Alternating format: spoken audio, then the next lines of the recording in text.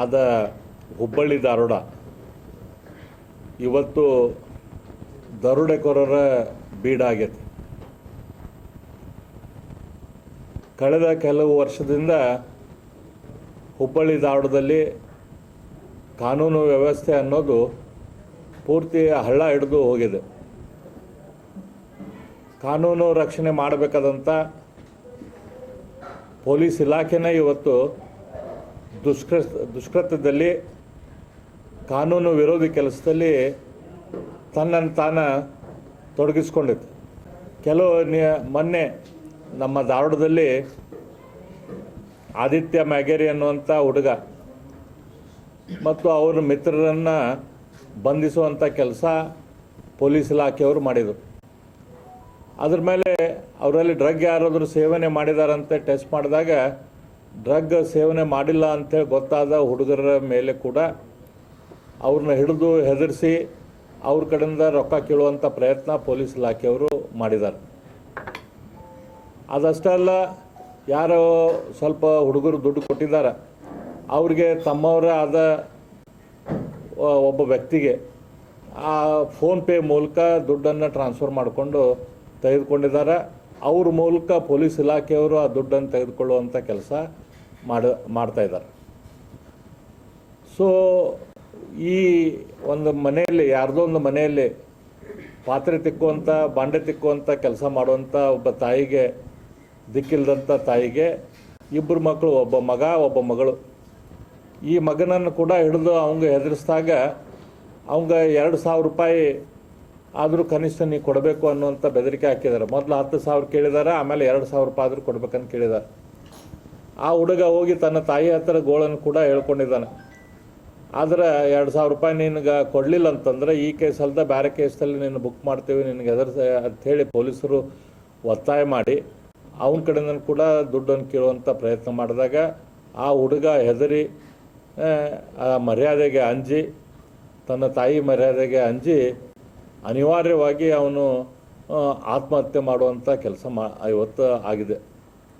ಇದಕ್ಕೆ ಸಂಪೂರ್ಣ ಹೊಣೆಗಾರಿಕೆ ಪೊಲೀಸ್ ಇಲಾಖೆದ್ದು ಆಗಿದೆ. ಪೊಲೀಸ್ ಇಲಾಖೆಯ ಕೆಲವು ಕಾನ್ಸ್ಟೇಬಲ್ಗಳನ್ನು ಸಸ್ಪೆಂಡ್ ಮಾಡಿದರೆ ಇದಕ್ಕೆ ಸೊಲ್ಯೂಷನ್ ಅಲ್ಲ. ಇದಕ್ಕೆ ರೂಟ್ ಕಾಸ್ ಏನು? ಹುಬ್ಬಳ್ಳಿ ಧಾರವಾಡದಲ್ಲಿ ಇವತ್ತು ಕಳೆದ 2-3 ವರ್ಷಗಳಿಂದ ಇಷ್ಟು ದೊಡ್ಡ ಪ್ರಮಾಣದಲ್ಲಿ ಕಾನೂನು ವ್ಯವಸ್ಥೆ ಕುಸಿಲಿಕ್ಕೆ ಕಾರಣೀಭೂತ ಏನಾಗೈತೆ? ಇದಕ್ಕೆ ವ್ಯವಸ್ಥೆಗೆ ಜವಾಬ್ದಾರಿ ಯಾರ್ದು? ಇದಕ್ಕೆಲ್ಲ ಜವಾಬ್ದಾರಿ ಪೊಲೀಸ್ ಇಲಾಖೆ ಮುಖ್ಯಸ್ಥರಾದವರು ಇರ್ತಾರೆ.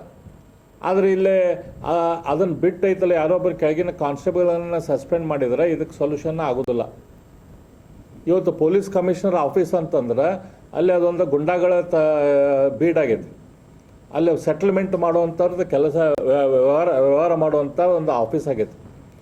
ಅಲ್ಲಿ ಆ ಆಫೀಸಲ್ಲಿ ಕಮಿಷನರ್ ಆಫೀಸ್ ಅಂತಂದ್ರೆ ಯಾರಾದರೂ ಕೂಡ ಕ್ರೈಮ್ ಮಾಡಿದವರು ಅಲ್ಲಿ ಒಳಗೆ ಹೋಗೋಕ್ಕೆ ಹೆದರಿಕೆ ಬರುವಂಥ ಪರಿಸ್ಥಿತಿ ಇರಬೇಕು. ಆದರೆ ಅಲ್ಲಿ ಕುತ್ಕೊಂಡಿರ್ತಂಥ ಕೆಲವು ಒಬ್ಬರು ಇಬ್ಬರು ಪೊಲೀಸ್ ಇನ್ಸ್ಪೆಕ್ಟರ್ಗಳು ಅವ್ರ ದಲಾಲಿಗಳು ಹಂಗೆ ಅಲ್ಲಿ ವ್ಯವಹಾರ ಮಾಡ್ತಾ ಇದ್ದಾರೆ. ಅವ್ರ ಮೂಲಕ ಎಲ್ಲ ವ್ಯವಹಾರಗಳು ನಡೀತಾ ಇದ್ದಾವೆ. ಇದು ಪೊಲೀಸ್ ಕಮಿಷನರ್ ಕೆಳಗಿನ ಆಗ್ತಾ ಇರುವಂಥ ಈ ರೀತಿಯ ಕುಕೃತ್ಯಗಳು ಆಗ್ತಾ ಇದ್ದಾವೆ. ಅವ್ರ ಆಫೀಸ್ದಲ್ಲಿ, ಕಮಿಷನರ್ ಆಫೀಸ್ದಲ್ಲಿ ಗುಂಡಾಗಳಲ್ಲಿ ಮುಂದೆ ಕೆಳಗೆ ಕೊಡ್ತಾರೆ, ಆಫೀಸರ್ಗಳು ಎದ್ದು ನಿಲ್ಲುವಂಥ ಪರಿಸ್ಥಿತಿ ಇವತ್ತಾಗೈತಿ. ರೌಡಿ ಶೀಟ್ ಇದ್ದವ್ರು ಅಲ್ಲಿ ಬಂದು ಅವ್ರ ಮುಂದೆ ಕೊಡ್ತಾರೆ, ಕಮಿಷನರ್ ಮುಂದೆ ಆಫೀಸರ್ಗಳು ಬಂದು ಎದ್ದು ನಿಲ್ತಾರೆ ಅವ್ರ ಮುಂದೆ, ಅವರ ರೌಡಿ ಶೀಟ್ಗಳ ಮುಂದೆ. ಆ ರೀತಿಯ ಪರಿಸ್ಥಿತಿ ಇವತ್ತು ಧಾರವಾಡದಲ್ಲಿ ಆಗಿದೆ, ಹುಬ್ಬಳ್ಳಿ ಧಾರವಾಡದಲ್ಲಿ ಆಗಿದೆ. ಇದು ಅತ್ಯಂತ ಗಂಭೀರವಾದ ಪರಿಸ್ಥಿತಿ ಇವತ್ತು ಹುಬ್ಬಳ್ಳಿ ಧಾರವಾಡದಲ್ಲಿ ತಂದಿಟ್ಟಿದ್ದಾರೆ. ಇಡೀ ಕರ್ನಾಟಕದಲ್ಲಿ ಎಲ್ಲ ಭಾಗದಿಂದ ಇಲ್ಲಿ ವಿದ್ಯಾರ್ಥಿಗಳು ಬರ್ತಾರೆ ಕಲೀಲಿಕ್ಕೆ. ತಂದೆ ತಾಯಿಗಳು ಒಂದು ಅಪೇಕ್ಷೆ ಇಟ್ಕೊಂಡು ತಮ್ಮ ಮಕ್ಕಳು ಇಲ್ಲೇ ಒಳ್ಳೆಯ ವಿದ್ಯಾರ್ಥಿಗಳಾಗಿ ಹೊರಹೊಮ್ತಾರೆ, ಅವ್ರ ಮೂಲಕ ಅವ್ರ ಜೀವನ ರೂಪುಗೊಳ್ತೈತೆ ಅಂತ ಹೊರಹೊಮ್ತಾರೆ ಅಂಥೇಳಿ ಇಲ್ಲಿ ಕಳಿಸ್ತಾರೆ. ಆದರೆ ಈ ಡ್ರಗ್ ಪೆಡ್ಲರ್ಗಳನ್ನು ಉಪಯೋಗ ಮಾಡಿಕೊಂಡು ಅವ್ರ ಮೂಲಕ ಫೋನ್ ನಂಬರ್ಗಳನ್ನು, ಅವ್ರ ಮೂಲಕ ಅಡ್ರೆಸ್ಗಳನ್ನು ತೆಗೆದುಕೊಂಡು ಕೆಲವು ವಿದ್ಯಾರ್ಥಿಗಳಿಗೆ ಯಾರು ಡ್ರಗ್ಸ್ ತೊಗೊತಿರ್ತಾರೋ ಅವ್ರಿಗೆ, ಅವ್ರ ಪಾಲಕರಿಗೆ ಹೆದರಿಸೋದು, ಅವ್ರಿಗೆ ಆ ವಿದ್ಯಾರ್ಥಿಗಳ ಸಂಪರ್ಕದಲ್ಲಿರುವಂಥ ಇನ್ನೋಸೆಂಟ್ ವಿದ್ಯಾರ್ಥಿಗಳಿಗೆ ಕೂಡ ಹೆದರಿಸೋದು, ಅದರ ಮೂಲಕ ದುಡ್ಡು ಎತ್ತುವಂಥ ಕೆಲಸ ಇವತ್ತಾಗತೈತಿ. ಇವತ್ತು ಇಸ್ಪೀಟ್ ಆಡಿಸೋರಿಗೆ ಲೈಸೆನ್ಸ್ ಕೊಡುವಂಥ ಕೆಲಸ ಇಲ್ಲಿಗಲ್ ಲೈಸೆನ್ಸ್ ಕೊಡುವಂಥ ಕೆಲಸ ಇವತ್ತು ನಮ್ಮ ಪೊಲೀಸ್ ಇಲಾಖೆಯಿಂದ ಆಗ್ತೈತಿ. ಅವ್ರ ಕಡೆ ದುಡ್ಡು ಸೆಟ್ಲ್ಮೆಂಟ್ ಮಾಡಿ ಅವ್ರ ಕಡೆಯಿಂದ ಇಸ್ಪಿಟ್ ಕ್ಲಬ್ ಓಪನ್ ಮಾಡೋಕ್ಕೆ ಪರ್ಮಿಷನ್ ಕೊಡ್ತಾರೆ.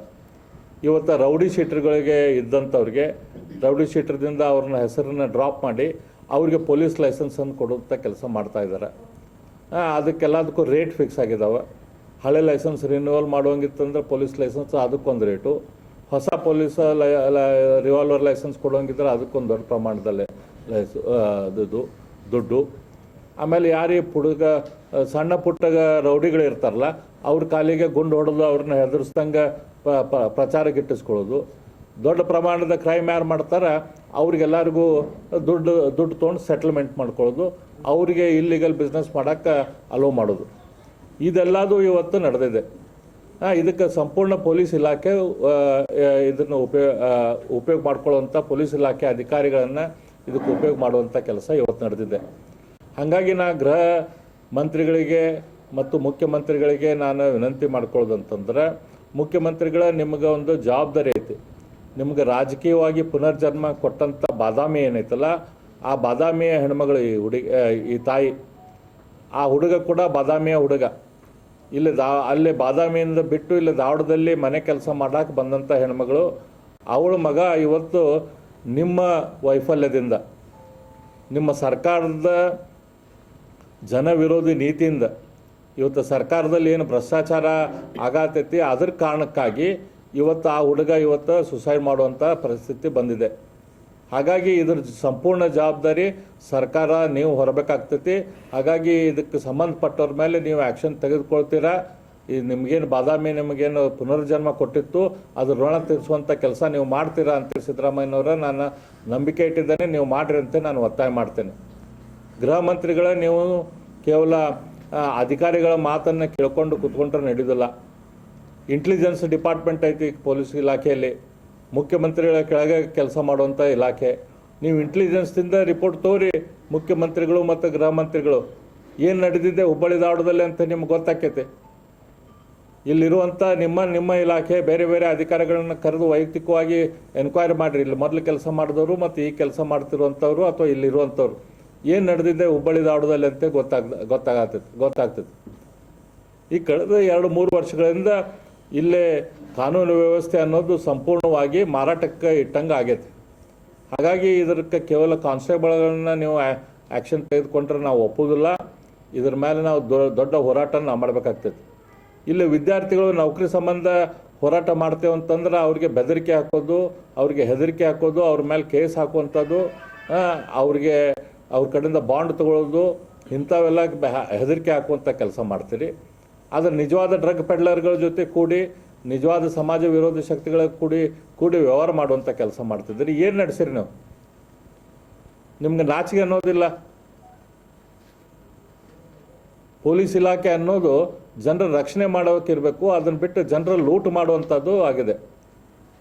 ಮಾನ್ಯ ಮುಖ್ಯಮಂತ್ರಿಗಳೇ, ಗೃಹ ಮಂತ್ರಿಗಳೇ, ಇದು ಕೊಲೆ, ಇವತ್ತು ಆತ್ಮಹತ್ಯೆ ಅಲ್ಲ, ಇದೊಂದು ಕೊಲೆ. ಇದಕ್ಕೆ ಪ್ರಚೋದನೆ ನೀಡಿದವ್ರ ಮೇಲೆ ಆ ರೀತಿಯ ಸೆಕ್ಷನ್ಗಳನ್ನು ಹಾಕಿ ಅವ್ರನ್ನ ಕೇಸಸ್ಸನ್ನು ಹಾಕಿರಿ. ನೀವು ಒಬ್ಬ ಸಿಟ್ಟಿಂಗ್ ಜಡ್ಜ್ ಮೂಲಕ ಎನ್ಕ್ವೈರಿ ಮಾಡಿರಿ, ಅಥವಾ ಇದನ್ನು CBIಗಾದರೂ ನೀವು ಎನ್ಕ್ವೈರಿ ಮಾಡೋಕ್ಕೆ ಇದನ್ನು ಕೊಡಬೇಕು ಅಂಥೇಳಿ ನಾವು ಒತ್ತಾಯ ಮಾಡ್ತೀವಿ. ಇದ್ರ ಮೇಲೆ 1 ಅಥವಾ 2 ದಿನದಲ್ಲಿ ಇದರ ಆ್ಯಕ್ಷನ್ ಆಗಲಿಲ್ಲ ಅಂತಂದ್ರೆ, ಸರ್ಕಾರದಿಂದ ಒಳ್ಳೆಯ ಆ್ಯಕ್ಷನ್ ಆಗಲಿಲ್ಲ ಅಂತಂದ್ರೆ ನಾವು ಅನಿವಾರ್ಯವಾಗಿ ರಸ್ತೆ ಇಳಿಬೇಕಾಗ್ತೈತಿ. ಪೇದೆಗಳು ಅವ್ರು ಹಂಗಾರಿ, ಪೇದೆಗಳು ಇಂಡಿಪೆಂಡೆಂಟಾಗಿ ಕೆಲಸ ಮಾಡ್ತಾರೆ. ಪೇದೆಗಳು ಯಾರು ಕೆಳಗೆ ಕೆಲಸ ಮಾಡ್ತಾರೆ?